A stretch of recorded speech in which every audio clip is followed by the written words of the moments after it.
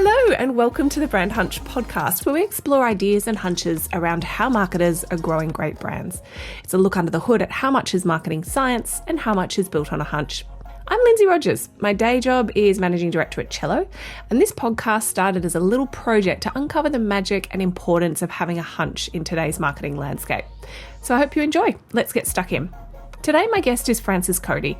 He's CEO of Grand Pacific Entertainment and Advisory, a fractional CMO advisory he founded in 2024. Much of his career has been in the entertainment landscape, from festival director to the Bondi Short Film Festival to GM marketing roles, overseeing new commercial, copyright, content partnerships and licensing deals across various entertainment clients. Francis then joined Havas Media in 2016 to set up the Australian division of Havas Sport and Entertainment from scratch, building it into a multi-million-dollar billing content and partnership operation.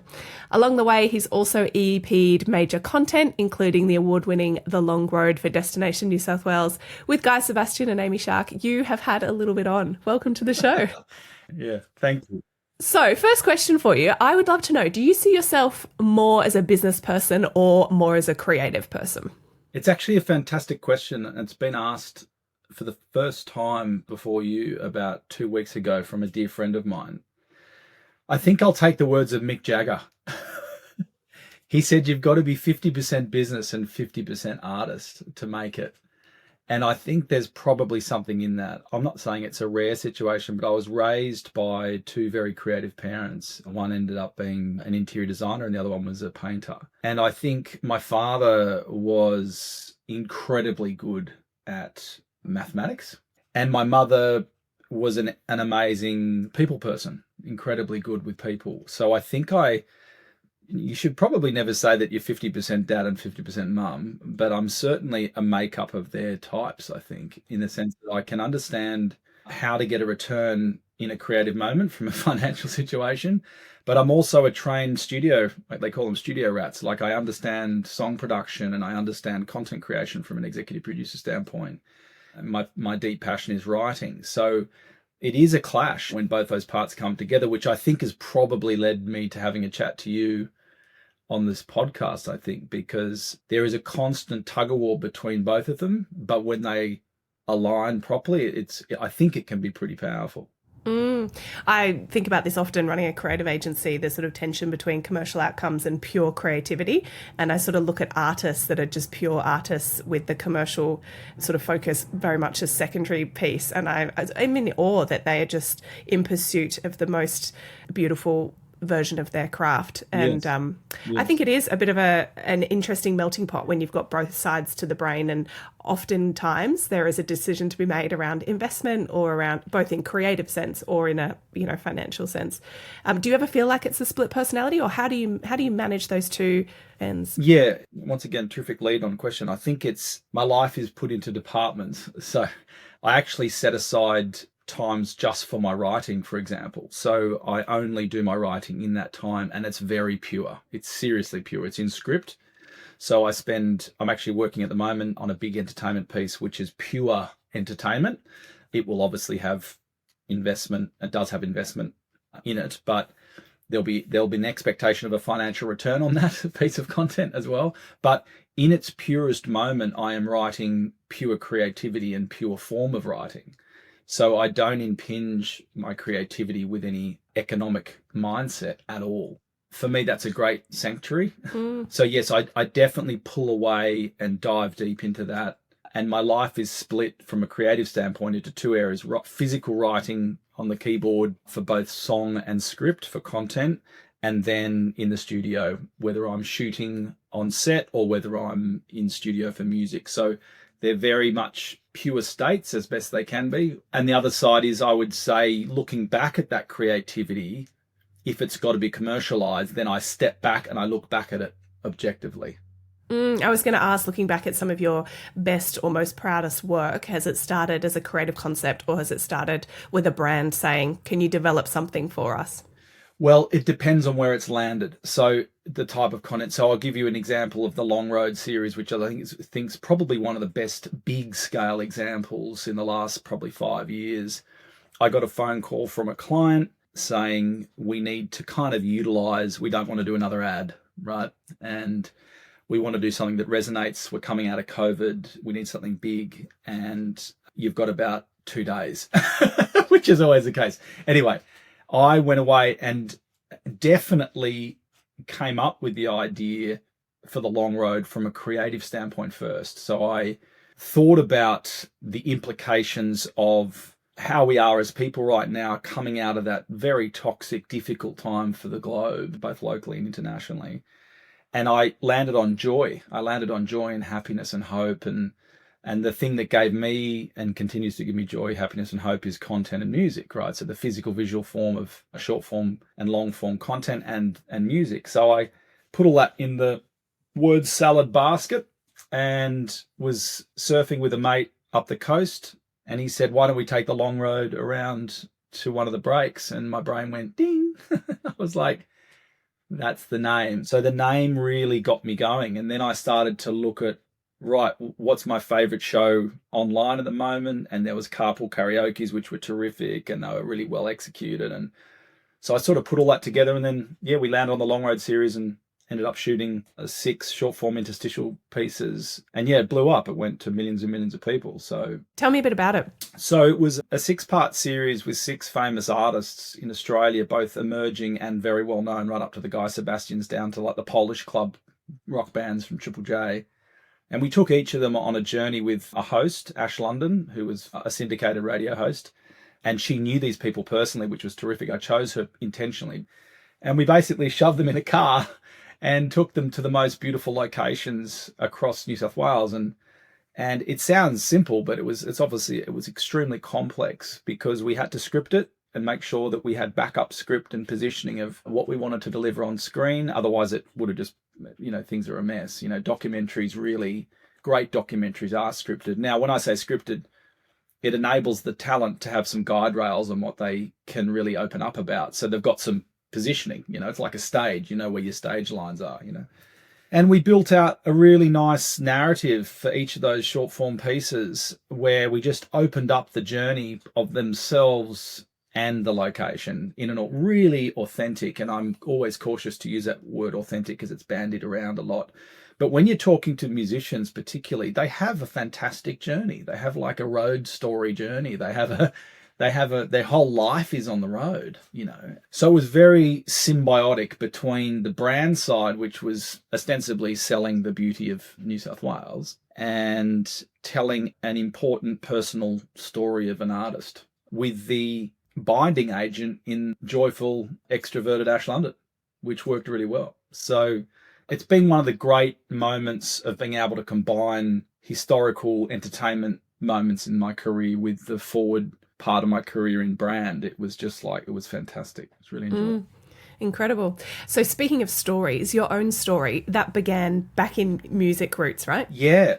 I grew up in the inner west in Sydney, in Balmain. It was sort of a working class suburb. It's now the most zhuzhy suburb one of the most zhuzhy suburbs in Sydney. And I've come full circle. Can you believe it? I'm actually living back here now, just down the road from where I was born. And Balmain was really quite an iconic place for musicians. I think it has more than 10 pubs. It's ridiculous. So it had an incredible live music scene, and some famous and brilliant musicians have emerged from the Balmain area. And interestingly, I was actually invited down. I used to play a bit of tennis, and I was invited down to play tennis at someone's place, and it turned out that it was Malcolm Young from AC/DC's place. And we then basically built a connection. I built a relationship and friendship with the Alberts team and family, which AC/DC was signed to. And I then had a terrific journey of being mentored and guided to a large extent by Harry Vander, who's a famous producer.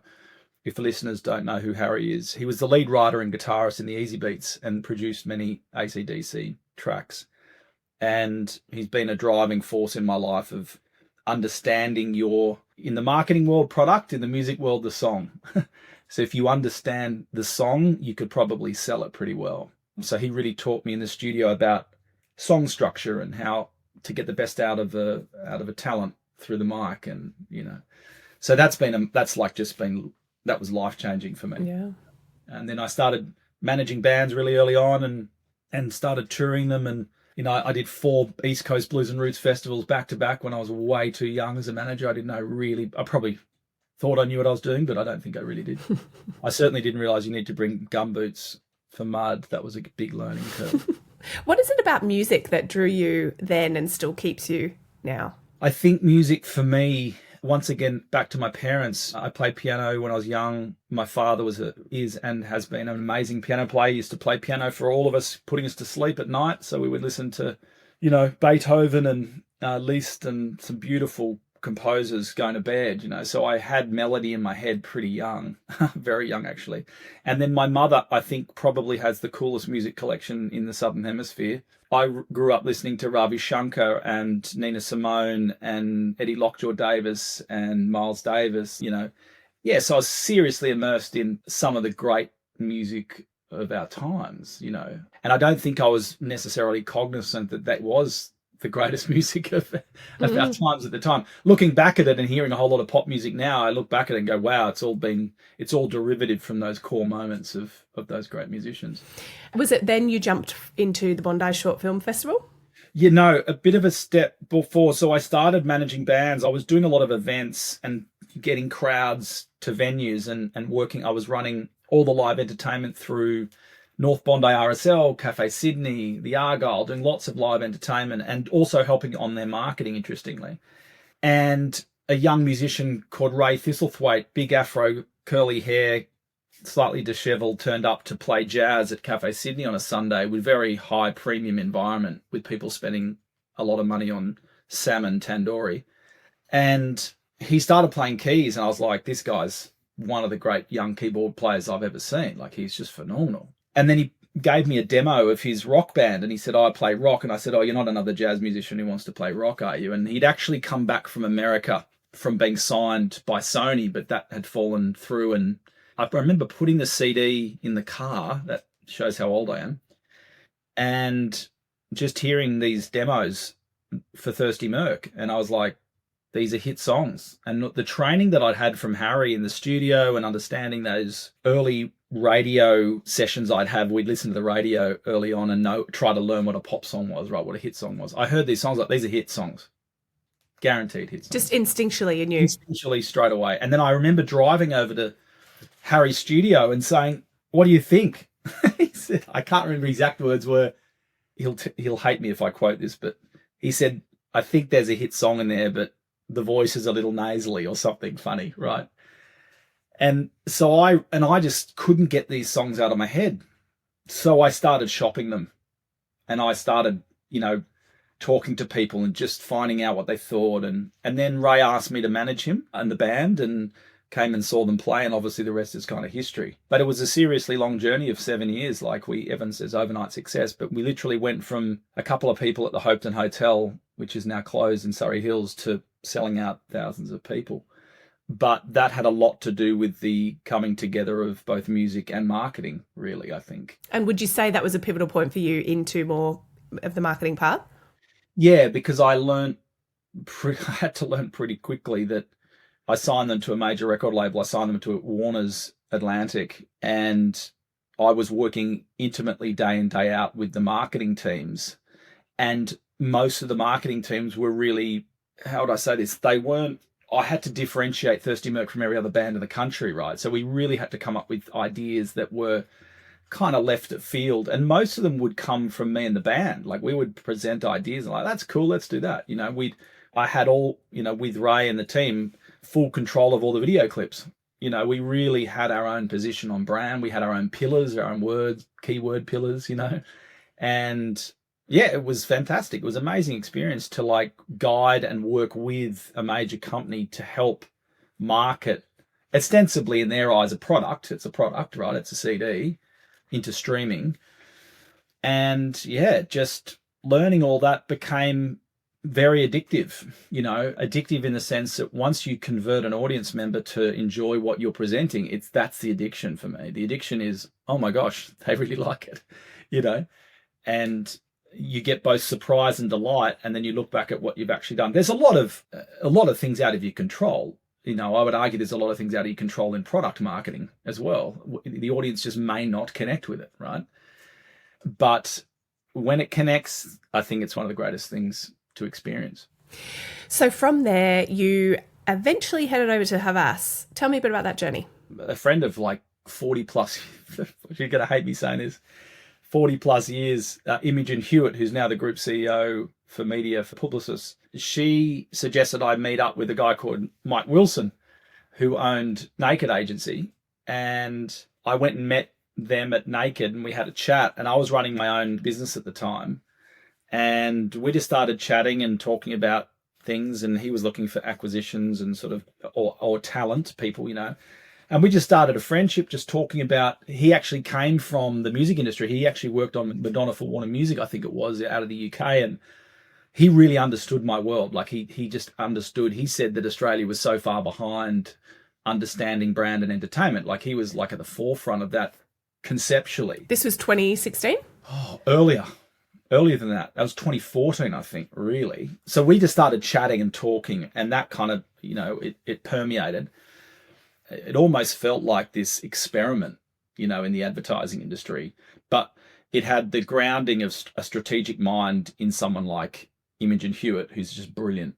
And then you had Mike Wilson, who really was an incredible relationships person, particularly from brands, a client side. He's very good at that. And he's very worldly when it comes to an understanding of a brand's ecosystem and, all those buzzwords. But he also had Adam. I don't know Adam very well, but I know of his work and we know each other and we've met each other. But obviously Adam came from that consumer behavioral science background, So that melting pot all thrown into down in Surrey Hills into a warehouse environment up in a loft kind of thing was pretty cool and interesting. I thought, oh, that's kind of coming towards my world, which is the entertainment industry. That's sort of getting closer, So anyway, those discussions were happening. And then I was really desperate to go and do some work in the larger entertainment space of film and entertainment more broadly outside music.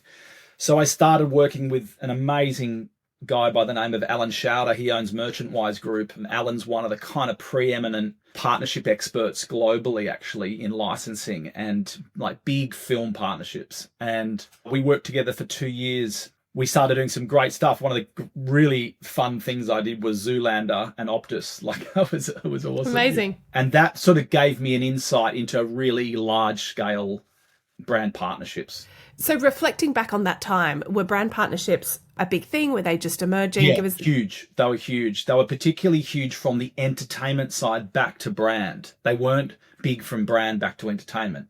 So going to the licensing expos in Vegas and seeing, now the word licensee is very functional. It's not what we think licensing is. It's big partnerships of a scale that we just don't see in Australia, really, And, Alan worked on some amazing things like the Marilyn Monroe estate with Bendigo Museum doing exhibitions, like really big stuff. And it was fantastic. So that gave me an insight into how I could bring to life, in brackets, brand partnerships through entertainment, and also provide justification, I think, to the advertising space later on. I didn't realize at the time that you guys should really unpack entertainment more, because if you play in that space, you can unlock huge leverage and unlock mass audience, So I then got a phone call from Mike, I think 4 years later or 3 years later, I can't remember, out of the blue. And he said, can you come and have a chat? And I was like, sure. And then we started chatting for, I think, another 6 months. And he said, look, I'd love you to come and set up the sports and entertainment business for Havas. We started talking, we started building financial modeling and scenario. I was in the background just thinking about how it could come to life and my team and how it would work. And then we finally committed to each other to do it. And it was the first time I'd ever really had a boss, not a direct report. And I love that. Like I wouldn't have probably done it with many other people, I don't think, at the time. And I was given a desk and a mobile phone and a laptop and a checkbook and told to go and make it happen. And that was fantastic. It was a refreshed moment for me as well. And I felt like I don't have to deal with trying to work out music writers and what food and beverage will be required backstage. So take me back to the early days of the business unit, sort of starting out. Yep. What were your aspirations? And I guess, where did you start? Did you look to tap into the clients that Havas already had?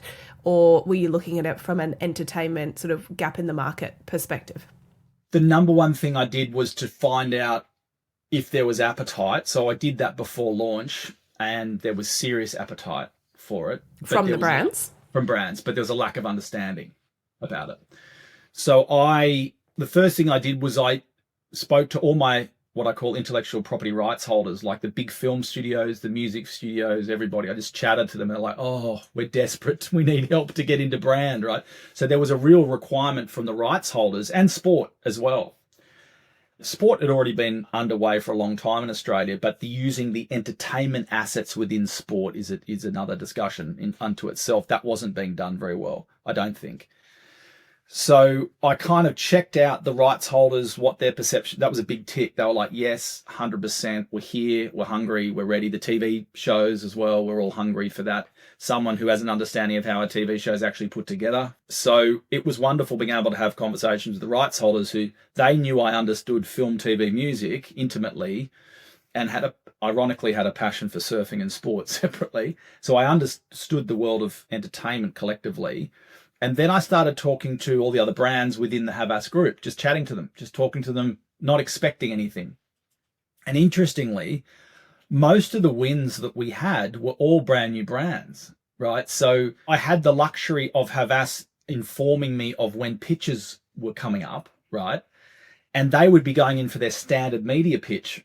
And then they bolted on this person, right? And then I started to build a team off our first win. And the first win was Bupa. Now, I did some early project work early on, EA games and things. I did a very early piece, which was great fun for LG. We ended up doing Ghostbusters and LG vacuum cleaners, which was hilarious. So right? good. Sucking up nasties. It was hilarious. And we did a big film integration on that, and it was just awesome. And so that became my kind of first case study. And everyone was like, what? How did you get the film rights to blah, blah, blah, all that. And then we pitched into Bupa, and then Bupa became very much a content sports activation play and bringing to life campaign through sport partnerships, auditing their sports partnerships. And I once again kept saying that sport, I think we won it because I had the terrific creative minds of the Havas creative team, image and strategy, and my understanding of entertainment. And I think that's probably what pulled it all together. Won it, I think. And the other thing around 2016 times were that everyone was talking about content, right? Like trying to figure out what is content, and everyone needed it yesterday. Totally. Absolutely. And it's so funny. Each 24 months has its own buzzwords, which is really funny. But yes, totally. And I think brands also had legacy partnerships, which they didn't know what to do with. They were like, how do we actually bring this to life? And then we went on to win Gillette and did some really big stuff with Gillette, Destination New South Wales, which a whole lot of stuff, which was great. Yeah. How do you marry or manage the potentially divergent thinking between what a brand wants to get out of a piece of content or a piece of entertainment and what is truly entertaining? I imagine at some point they butt heads. How do you approach that? Testing. So I learned a lot working with Procter & Gamble. They're an amazing client. I worked with them for 5 years. They were just a fantastic client, and we really pushed each other. They're a large, sophisticated FMCG group, but they loved how we pushed them on the concept of content. And I positioned content really as short form films, with beginning, middles and ends, with script attached and properly done as short form pieces of film, not ads. And I said, look, if you're going to use an ambassador, make sure the ambassador is properly imbued in that narrative. Now, these are things that we all kind of talk about now as sort of, I think it was probably talked about back then, but it didn't seem to be talked about that much, So when we brought on Paddy Cummings, for example, we didn't try to change Pat. We tried to bring to life Pat's authenticity and who he was as a bloke, and a really interesting thing with Gillette was we were turning a brand around from being quite a dominant Americanized brand on the Australian market back into a brand that talked with the Australian market. So that kind of shift unto itself was based on the formulaic approach to storytelling. Don't tell the audience, be with the audience. What do you think makes for a great partnership? How much of it is about the people themselves and the appetite and openness for risk-taking and trying new things, and how much is about the brand strategy itself? I think it's a bit of both, but I always find it strange, and it's very strange when people associate risk with entertainment. I mean, you look at the dark, foreboding world of the tobacco industry, which basically maintained its narrative through Hollywood for over 50 years, right? And that was one of the largest industries in the world, still is, right? I just don't think risk should be attached to entertainment. I think it should be part of the strategic unpacking of a brand about how you are honestly connecting to your audience. And one of the most opportune moments regularly for most people is through entertainment. It's what we're doing right now. You and I are using the power of listening, which is the podcast. That's entertainment. You're entertaining. I always use this line, entertaining the idea of consumption, right? We are entertaining them to consume something. And if we don't entertain them, it's much harder for them to consume it. Perhaps the risk is in, advertising being a brand talking to an audience, entertainment being much more of a feedback loop.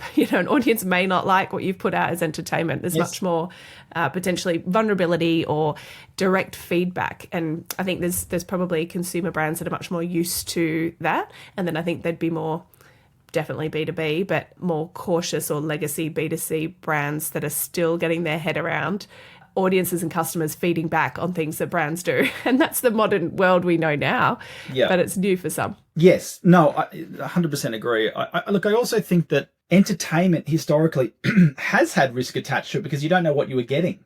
And I think entertainment now is kind of front and center of cultural zeitgeist. It sits at the forefront of everything we do, from logo design all the way through to, the campaigns we roll out digitally through the largest entertainment platform on the planet, which is Meta. Do you think you could force fit almost any brand that had a similar audience together into a partnership, or are there key components that have to align? There's key components that have to align. We would tend to do audits first of the entire entertainment landscape. At any one time, there's about 3,500 rights holders in New South Wales alone, right? To do a partnership with, right? Everyone from AFL right down to your local food market, right? So there is so much opportunity for partnership, but I think, no, I don't believe in force fitting. I think that just screams trouble. I think you need to audit the market based on the brand's expectations. What we always do is look at their expectations on return on investment from, is it day one, for example, or no, they've got a period of bleed in where they've got some time to ruminate and grow with the audience and all that. So I think without using three daggy letters, KPIs, I think KPIs and the positioning on return on investment is critical to understand where an appropriate partnership would lend itself. I also think that the brand itself, if the brand's not fully designed and understood, it might be going through a rebrand. That's a dangerous zone, I think, actually, sometimes. If you have landed on the rebrand, terrific. But don't land on a rebrand through a partner, because that's hugely problematic. I think you can relaunch with the brand into partnership because the rights holder knows what it is. The rights holder knows exactly what it is. It knows what film, music, song, or sports opportunity you have to latch onto. It's very clear.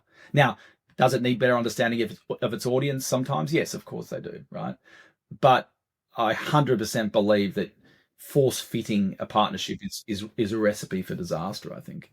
Can a licensing deal ever lead a brand strategy, or should it only ever support it? Give me an example in your mind's eye, because I've got a version of mine. Give me an example of that. I guess it would be that a moment in time or a collaboration would start to become a key component of a brand's identity versus we set out to achieve this positioning in people's minds as a brand strategy. And so to do that, we'll then look externally at collaborations. Yeah, definitely. I think I'm a firm believer in strategy, right? So I think the formation of a partnership in strat and in that early briefing period, it can be super powerful. Hopefully not during a rebrand. But during that briefing stage, absolutely critical. So one of the strengths that Havas had done so early on, Imogen and Mike had done so early on, was they'd bring me in during the briefing stage and I would go away and work up an audit on what I thought were the interesting partnerships and also the white space where there weren't any partnerships at all, right? Why don't we do fashion, or why don't we do some, I think food is heavily underutilized. I think food's an absolute weapon because it's the amount of TV shows that keep getting made. Why? Because people are passionate about the end result. Personally, they're super passionate about the end result. We obviously saw the phenomenon of baking through COVID. But yes, I think having that nexus of the partnership early on in the kind of embryonic stage of campaign development, amazing. And probably where it should actually reside. Now, separate to that, you might have a very mature rights holder, a massive rights holder that is in play, out in market, doing massive things, and you just want to be part of that party, you know? Yeah. This is a bit provocative. Which do you think is more dangerous, playing it too safe in brand partnerships or chasing hype without a clear why? I would never do either. I think you need to chase the hype because that's what entertainment is. Entertainment creates a hype moment in your ear. The moment you hear a chord progression into that you latch onto and you hum the next day, right? Grab onto that little hype moment, but don't be foolish going into it. I think there's a real misunderstanding that that rights holder is going to land everything for you. Well, no, they're not. They're going to be able to land what they do well. And if you're going to land in that space, excellent. But if you want to amplify that, you probably need to spend some money around amplifying the fact that you are landing in that space to get a greater reach. There's a studio in London called Studio Noel. I read this quote yesterday. Brand licensing has changed. Younger audiences are reshaping what success looks like. And it's not just about logo placement or limited drops. It's about emotional value, cultural identity, and smart, honest pricing. If brands want to stay relevant, they need to listen and adapt. How do you think consumers are changing, and back from sort of 2016 days of starting out in Havas Sport Entertainment to today? Do you think audiences have changed? And if so, how? No, I don't think audiences change at all. I think audiences, every generation has its own hype and passion around a certain entertainment vehicle. I think if you own the hard work that is going into research and insight around those different generations, then you are going to land in some amazing moments for your brand. I think there's a misconception that the audiences are changing. No, they're not. It's a new generation that is approaching the same human traits. We all have the same human traits, which is a deep passion or a deep disconnect. Each generation has its own passions. Look at the 60s and Woodstock. Classic example. Everyone said they were a revolutionary moment. It wasn't. They were, well, there was a coming out of the post-war period, of course, but they were following their emotions. And if they were either emotionally connected, and if you spoke at them, guess what? They switched off. If you fast forward now, you look at, everyone's been raising brands like, the Aussie brand of White Fox, for example. Everyone's been using that on Gruen and different brands like that. But if a brand talks at an audience, they switch off. If you talk with them in an environment that is conducive to them listening, they're going to be able to listen to it more easily or watch it more easily or experience it more easily. Feel more engaged. Totally, because you're with them versus at them. How do you think AI will change the way we think about brand IP, licensing, partnerships? Are there upsides? The upside is the speed, the dexterity and capacity of research, I think. I'm incredibly nervous about the lookalike experience that I'm seeing right now happening. Like you look at LinkedIn, for example, the amount of AI-generated content is just nauseating. And no one's watching it, no one's looking at it, right? So there's a homogenizing happening right now, which everyone's saying, yeah, that will move on, that will change. Yes, it will only change led by humans who are not thinking in a homogenized state. So I always give this example. Everyone says, but AI will come up with its own unique ideas. It will, but it'll always be based on precedents. And the more we feed it, the more precedents it will have. And in brackets, original thought it will have. But I had an experience, and I think this is, applicable to, in a funny, weird way to AI, is that I still had an emotional response to a song that was imperfect, and it was so imperfect, right? And it was so poorly formed in parts and so beautifully formed in others that it brought a tear to my eye. And I thought, wow, I want to know who that is, and I want to know how that song came about, and I reckon it would be perfect for an ad, actually. And I shouldn't say an ad, a short film, actually. It was a short film piece for a brand. Now, you might put in, please create an imperfect song that represents the song that Francis heard, X song, right? And it'll do a version of imperfection. But guess what? It's had so much precedence, again, that probably it may not allow it to be truthfully imperfect. Changing gears a little bit into sonic branding, which I know is a personal passion area of yours. Would love to hear your definition of sonic branding and your relationship with it over time. Well, I think sonic branding is the gateway to the mind through the ear into the core emotion of the person. It covers off all sensory elements. Obviously, you've got your visual elements with ads and running through content, short form content, whatever you're doing. And the time and energy that is spent on a logo. I mean, the hours and hours and hours. I mean, look at the video online about, I think it's Airbnb. I can't remember which logo it was, but for Jaguar. And the response that Jaguar logo got, remember? Imagine if the hours and time was spent on the sound of that brand, that would resonate so intimately in your mind because it arrives through your ear canal. And the most intimate moment and the single largest intimate explosion that is happening right now is podcasting. Podcasting is the single largest growth in channel anywhere in the world ever in the history of media. And the reason it is it's so intimate and it's deeply emotional. So if you're not playing in that space, what the hell are you doing? Tell me a bit about your research into sonic branding. Yeah, well, we did it. It's the MFAs I pitched in an idea a couple of years ago with Ralph Van Dyke from Eardrum and the team there. He's a dear friend of mine. And Ralph and I knew each other from the very early on I actually met him through Ray from Thirsty Merc. So we had a really fantastic connection. And Ray was a jingle writer at Ralph's old studio, which is a super small world. So Ralph and I pitched this idea in, and we did the history of sonic branding ostensibly.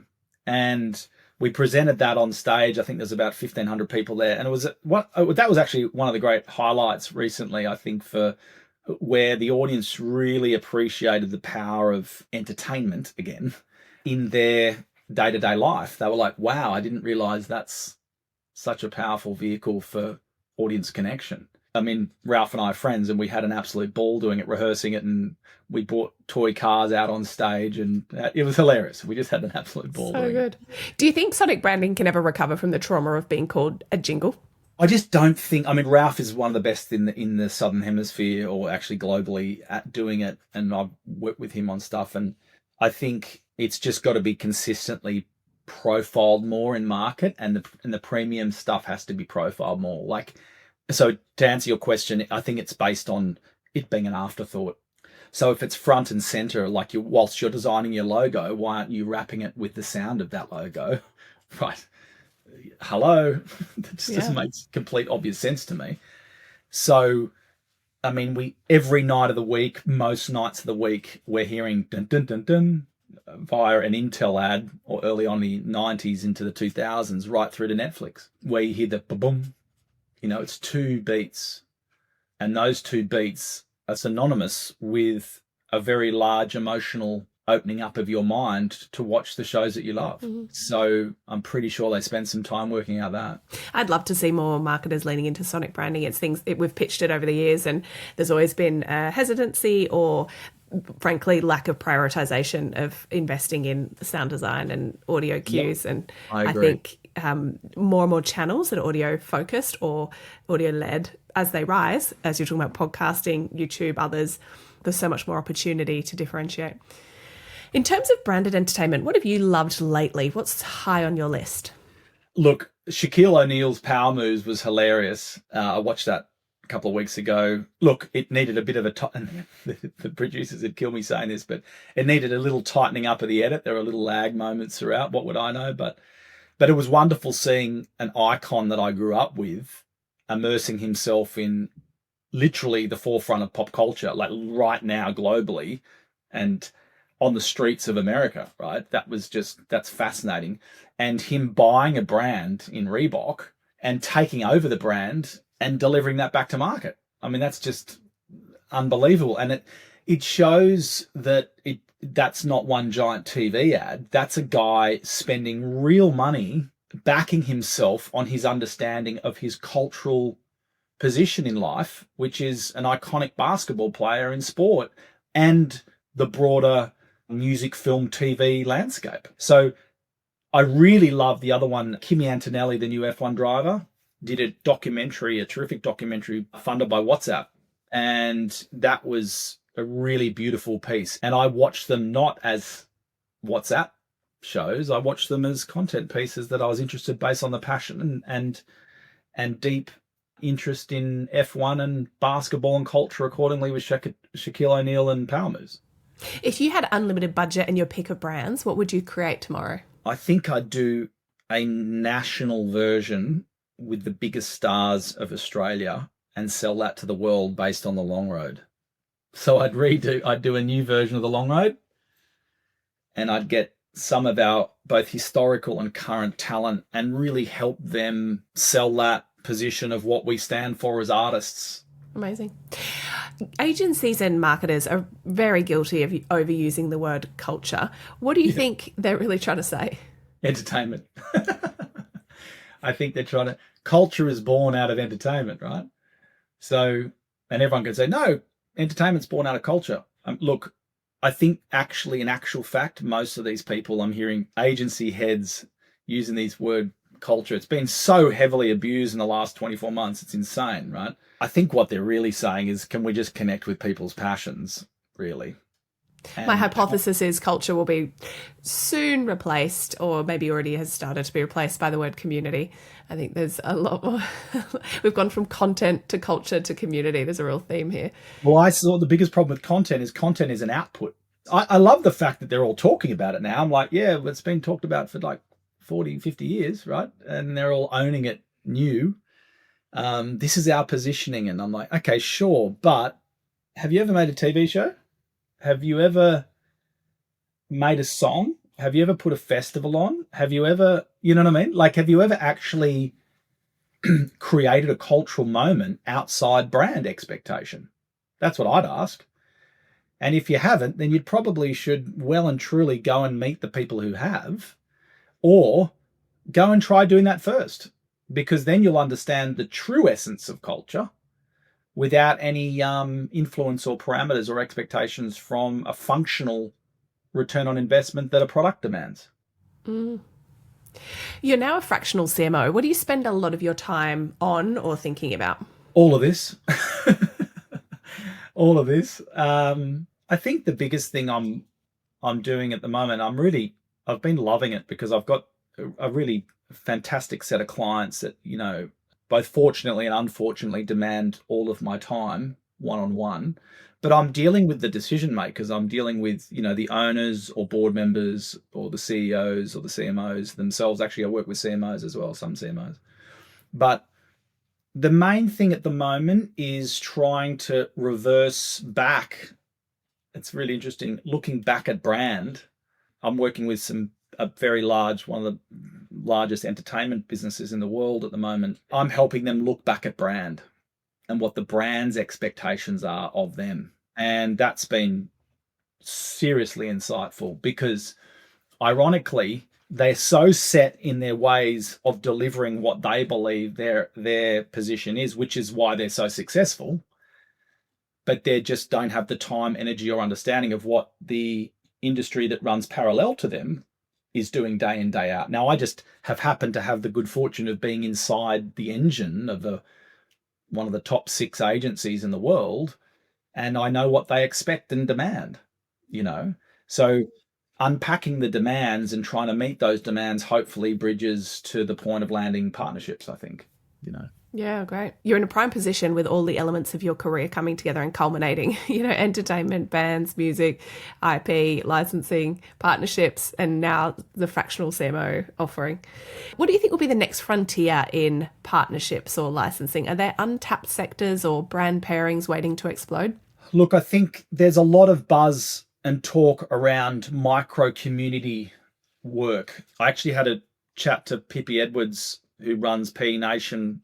She's an old friend, and I asked her about, how she blew up P Nation in the first place. And I think it is talked about a lot, but not mass community, but small micro community influencer programs are always super powerful. It's a hot space because we went through this phase of just spending money on influencers and money going out the door and things and not working, and you saw governments pull back huge budgets on that and for their own campaigns. So I think a better alignment of micro communities, smaller, tighter, more efficient positions for brand in that ambassadorial influencer space. I've got to be careful when I say ambassador because there's starting to be a blurring between the lines of talent, standalone talent like an actor or a musician or a sports star, with influencers. We obviously understand that, but that is starting to blend so much. So I think micro community management and doing that really successfully and well, I think is